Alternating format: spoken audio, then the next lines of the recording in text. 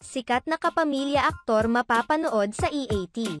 Nagkita sa naganap na FIBA World Cup sina Richard Gutierrez at Jose Manalo kung saan sila nakapag-usap.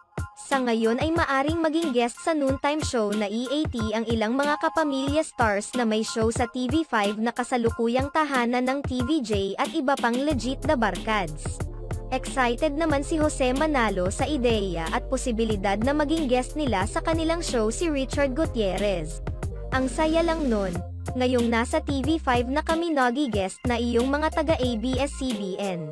May posibilidad na maging guest sa EAT si Richard Gutierrez dahil ipapalabas sa TV5 ang teleseryeng pinagbibidahan niya na The Iron Heart sa darating na buwan.